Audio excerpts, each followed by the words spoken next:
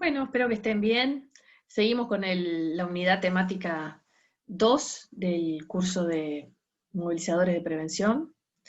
Estuvimos en la primera parte del primer video viendo las definiciones de prevención, tipos de prevención según a qué grupo nos dirigimos, los enfoques que podemos utilizar, promoción de salud, enfoque de riesgo, ¿verdad?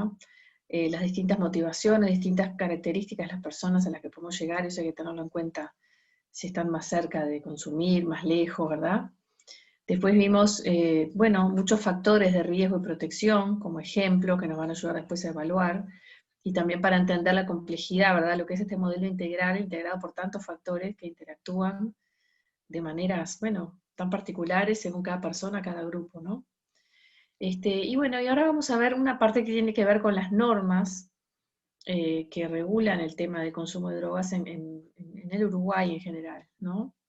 El tema de las normas es importante, hay que entenderlo no solo como las leyes, vamos a hablar de las leyes y todo, pero hay que pensar que las normas también tienen un correlato social, y hay muchas normas que regulan nuestro comportamiento, que tienen mucho más que ver con lo que aprendemos educativamente, en valores, lo que compartimos como grupo, las propias como hasta sanciones naturales que nos damos o a nosotros mismos o que los grupos humanos, las sociedades, las comunidades se dan sin llegar de repente a una instancia judicial ni aplicar ninguna ley en especial.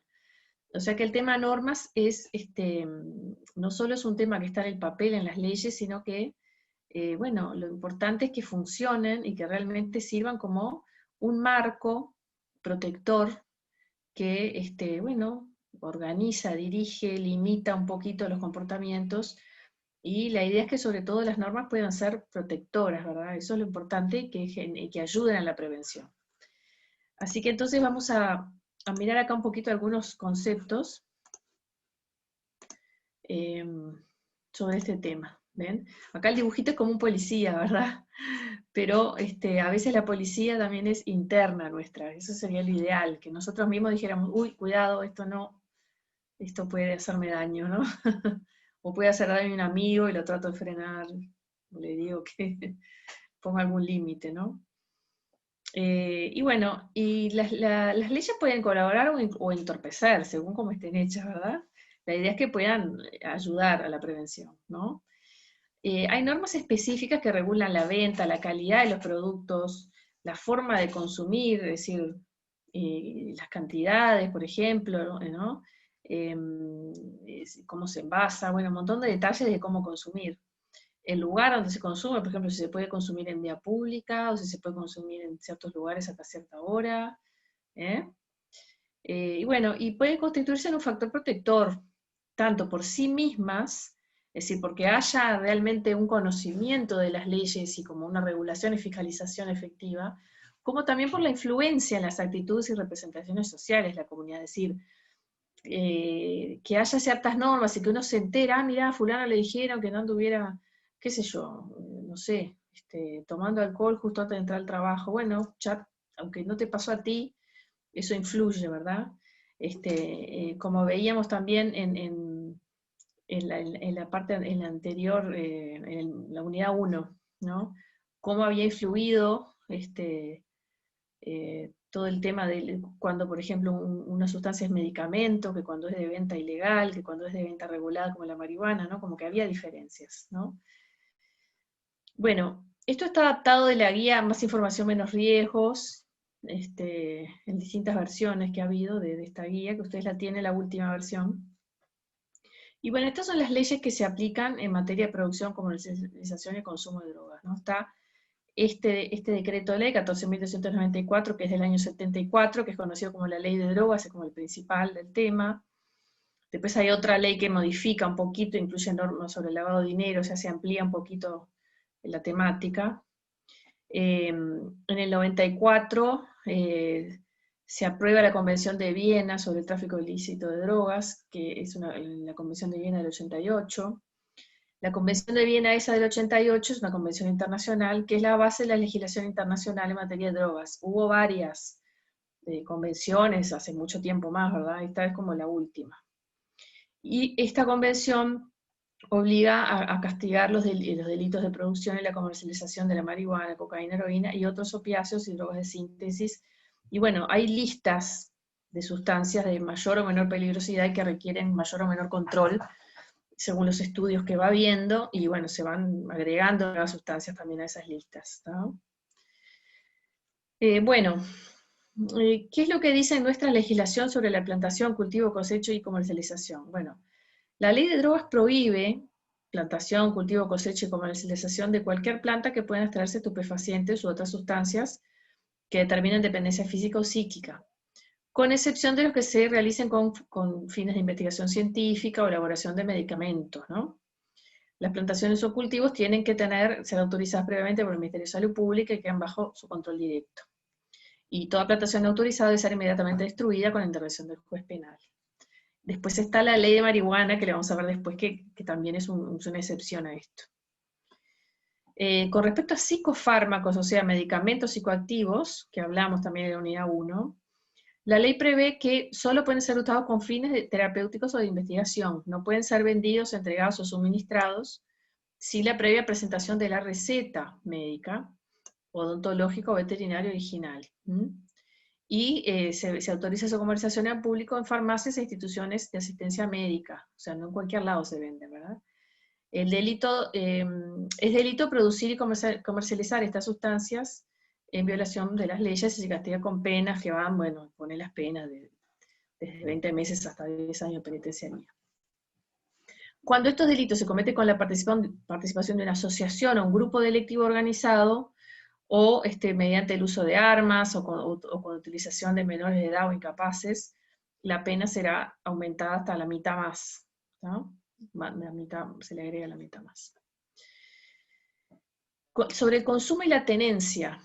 El consumo y la tenencia para el consumo propio no es delito, o sea, desde los años 70 ya en Uruguay no es un delito el consumo, ni siquiera de pasta base, de nada, y tener como una cantidad mínima para el consumo personal en ese momento.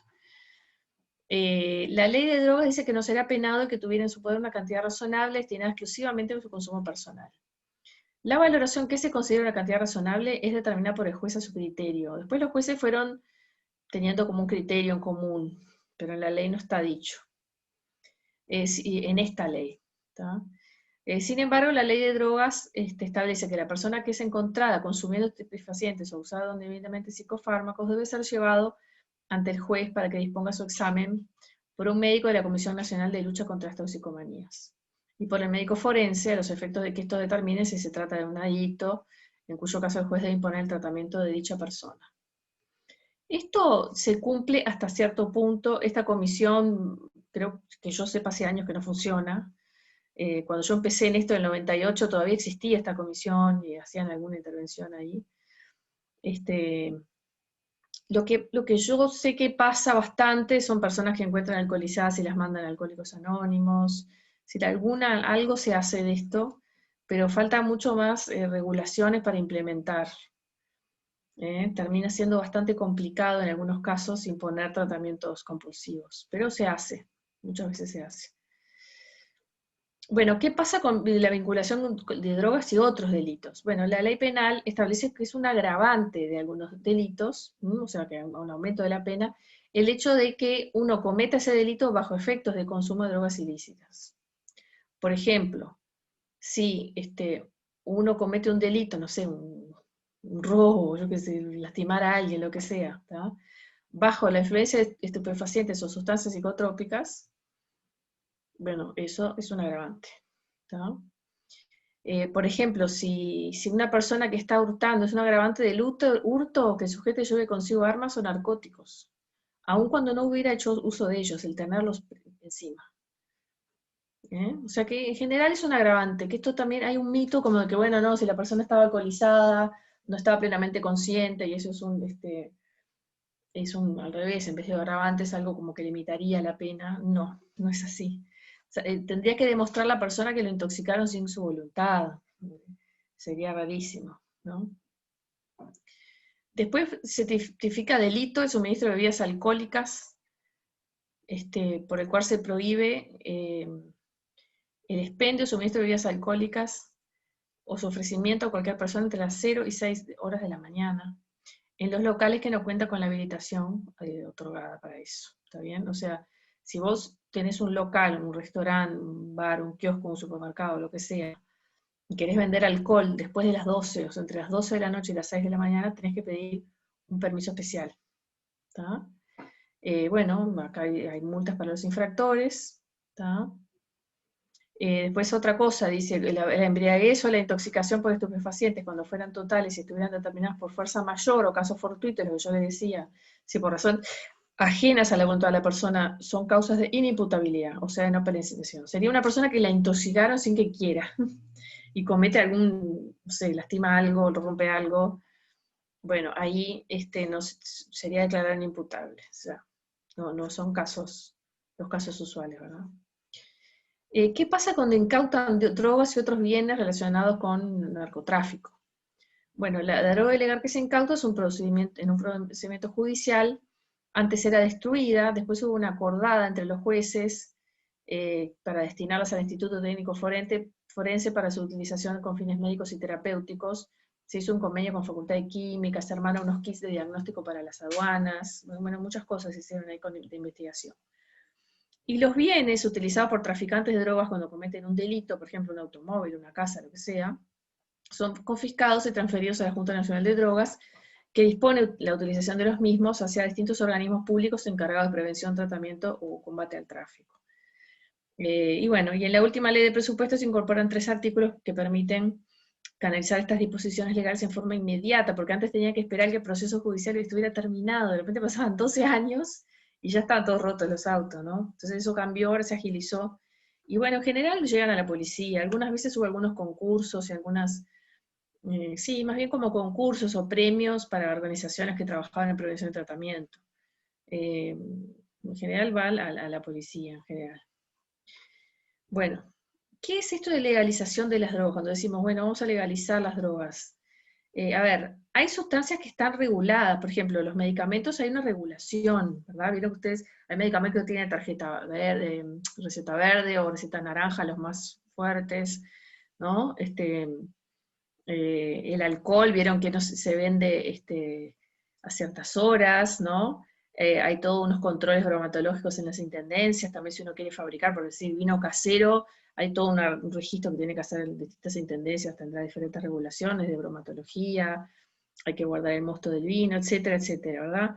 Hay todo regulaciones para todas las sustancias, ¿no? Para el tabaco también, ¿no? Hay que una empresa quiere hacer algo con tabaco, bueno, pide una autorización especial, etcétera, etcétera. Pero cuando la gente hace unos años decía, vamos a legalizar, en general en nuestro país lo que fue toda esa campaña, digamos, que duró muchos años, era, en realidad era un procedimiento para que la venta, distribución y producción de marihuana no fuera ilegal, ¿verdad? Siempre pensando en mayores de edad, ¿no? Porque, digamos, en nuestro país nunca fue prohibido el consumo. Hay países donde el consumo es delito, es decir, si yo consumo una sustancia, digamos, que no esté regulada o que no esté aprobada, es delito. Entonces voy preso por consumir. Acá en Uruguay no pasa eso. Acá puedes ir preso por producir o por vender ilegalmente, ¿no? Entonces lo que se quería era que la marihuana estuviera regulada de una forma que no fuera penalizado la venta, ¿tá? Que la venta fuera legal, porque claro, es un poco ridículo decir, bueno, no está prohibido consumir, pero sí comprar, entonces ¿cómo lo obtengo, no? Era un poco el legislador cuando pensó en eso era para no penalizar al consumidor, sino ayudarlo, por eso era esto de que fuera la Comisión de Toxicomanía para una evaluación, etcétera, ¿no? Bueno, ¿cuáles son en general? Esto es un trabajo, un resumen de Ramiro Castro Lamata, que es un peruano, falleció hace unos años, que había trabajado mucho en el tema de tratamiento de drogas, y había hecho una reflexión sobre esta temática de la liberalización, y él decía, bueno, ¿cuáles son los argumentos o los temas que toca esto de las regulaciones de las drogas? Uno de los elementos que se discute es, bueno, la libertad individual versus la vida en sociedad, la posibilidad de que se genere dependencia de drogas, y proteger más a niños y adolescentes o a otras personas vulnerables. Es decir, los que estaban a favor de liberar decían, bueno, no, cada uno que decida, si no molesta a nadie, y los que estaban en contra decían, bueno, pero no están así, vos vivís en sociedad, lo que hagas puede afectar a otros, etcétera, ¿no? Otro argumento era la lucha contra el narcotráfico fracasó, regulemos para sacarle el mercado al narcotráfico, ¿no? Y bueno, los que estaban en contra decían, bueno, pero también fracasó la represión del delito en general, hay más robo, qué sé yo, hay otros delitos, ¿no? Y la educación en derechos es esencial, o sea, no porque fracasaste, tipo tirar la chancleta, una cosa así, sino que hay que seguir, bueno, son distintos argumentos, ¿no? Otro argumento es la venta libre de drogas provocará caída de precios y creará aliciente para el narcotráfico. Y los otros dicen, no, los controles de calidad de impuestos aumentarían el precio. Por ejemplo, el alcohol y el tabaco son legales, también hay contrabando y mercado negro. ¿Qué es lo que está pasando en Uruguay, como ustedes ven en las estadísticas? ¿No? Que ahora hay un mercado negro de marihuana plantada acá en Uruguay, ¿no? Bueno, otro es hay que descongestionar cárceles y el sistema judicial versus alternativas a prisión para adictos. Esto sobre todo era en países donde era prohibido el consumo, ¿no? Acá se sigue igual discutiendo de personas, por ejemplo, de bajos recursos que terminan presos por ser microtraficantes, digamos así, ¿no? Como vendedores a nivel barrial.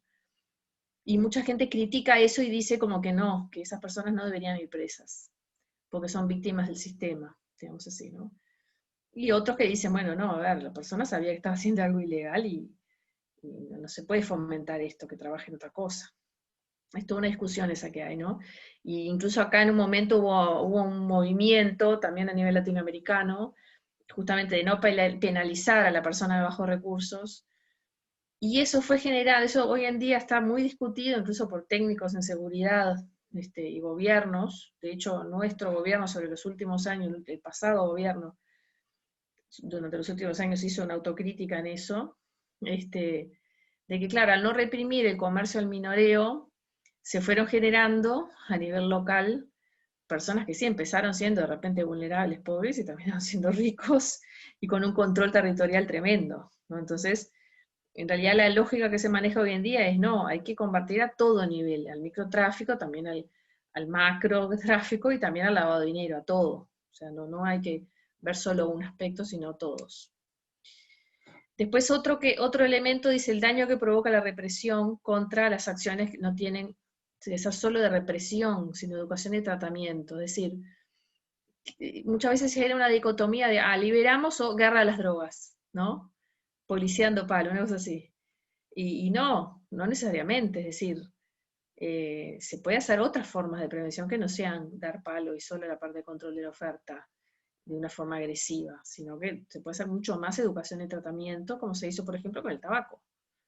Nadie salió a dar palo a nadie, ni a meter preso a nadie para que se redujera el consumo de tabaco, ¿no? Si hubo multas y hubo mucho incentivo y mucha educación para que las personas no fumaran en los lugares de trabajo, en los lugares de fiestas, etc. Y bueno, y tratamientos disponibles y gratis, ¿no?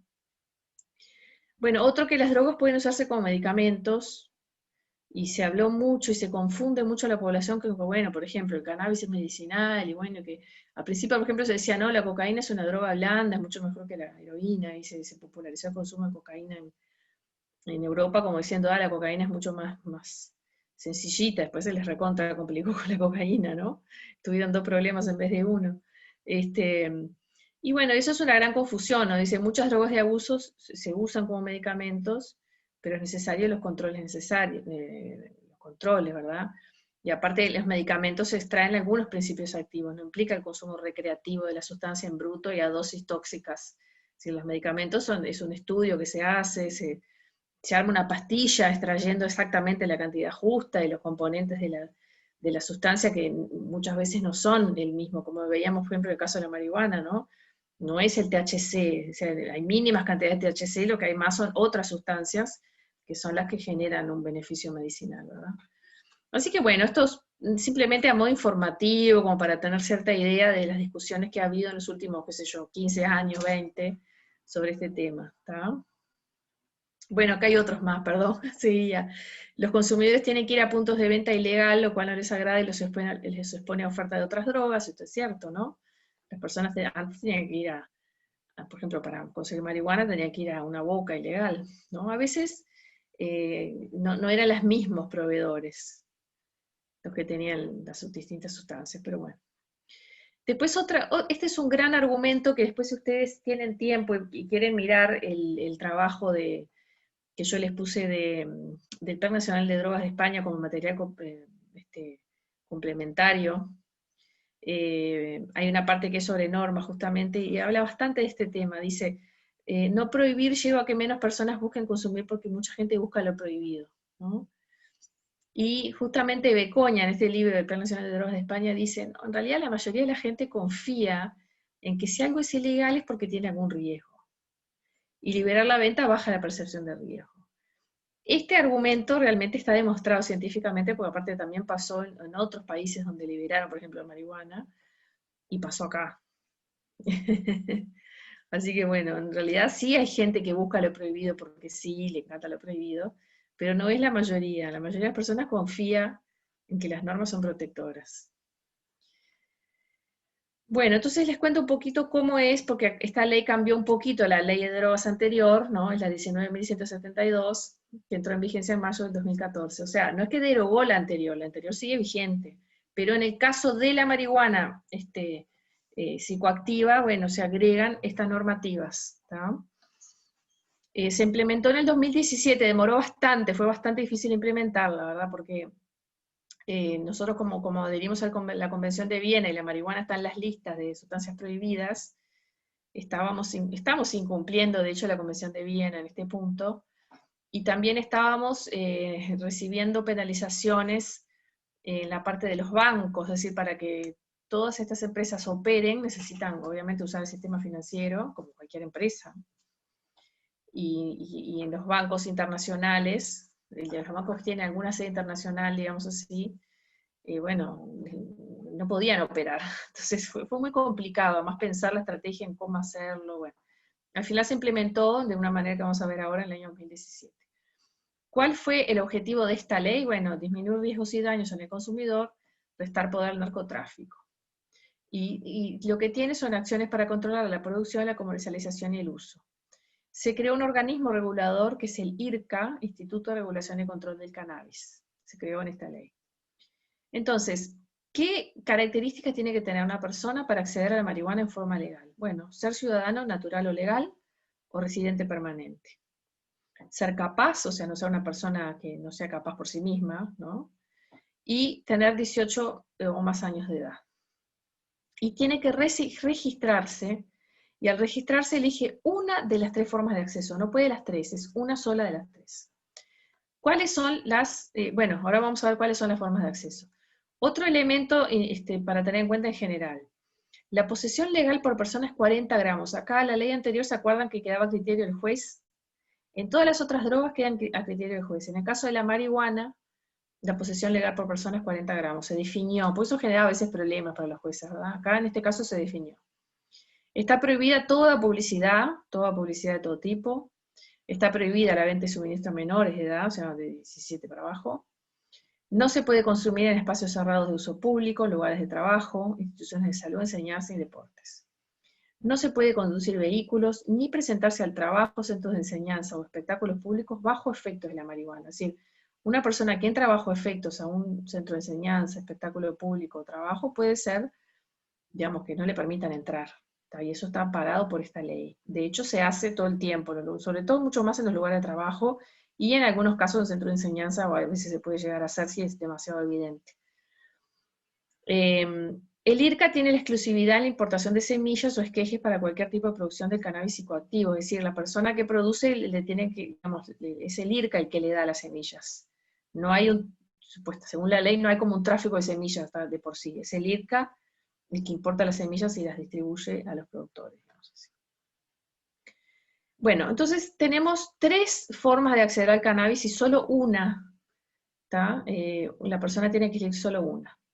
Entonces, una forma es el cultivo doméstico, es realizado por personas físicas, o sea, una persona, para su uso personal o compartido en el hogar. No está penalizado de compartir si no se vende, digamos, en el hogar. Puede haber en un hogar un máximo de 6 plantas hembras, porque las hembras son las que tienen la flor, que es la parte psicoactiva, de ahí las semillitas, de cannabis psicoactivo. La recolección de la producción no puede superar los 480 gramos anuales. Y no se puede realizar más de un cultivo doméstico por hogar, aunque haya más de una persona registrada. Es decir, si hay dos personas que viven juntas, digamos, no les conviene registrarse porque no pueden hacer dos cultivos. Se registrará en otra cosa, una de ellas, ¿tá? La otra forma son los clubes de membresía. Estos son asociaciones civiles registradas en el Ministerio de Educación y Cultura como club canábico. El uso exclusivo de la producción es para sus miembros. También pueden solo para miembros, entre ellos, divulgar información y pautas de consumo cuidado. O sea, no es que vayan a salir a hacer propaganda hacia afuera, pero entre ellos pueden hacer reuniones para informarse sobre el tema, etc. Pueden tener entre 15 y 45 socios. Las actividades todas deben realizarse en una sede física, que es la sede declarada. El máximo de plantas es 99 y la cosecha no puede superar los 480 gramos por socio por año. Y debe haber un responsable técnico que se ocupa de que se cumpla esa normativa.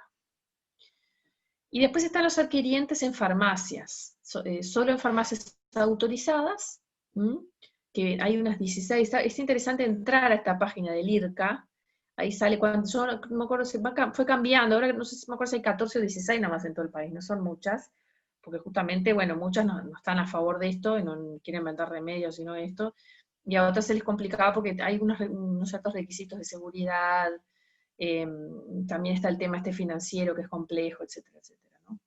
Y después está esta página web que tiene bastante información también de prevención, está interesante. Entonces, ¿cómo se hace esto? Cuando se inscribe la persona, queda registrada su huella dactilar para asegurar el anonimato a la hora de la compra. Si uno va a la farmacia no tiene que presentar la cédula, pone la huella digital, no sale el nombre, y a la farmacia le sale la cantidad que puede llevarse ese día. Entonces la cantidad que se compra no puede ser superior a 10 gramos por semana y 40 gramos por mes. Si una persona comprara todo lo que podría, sumaría 480 gramos por año.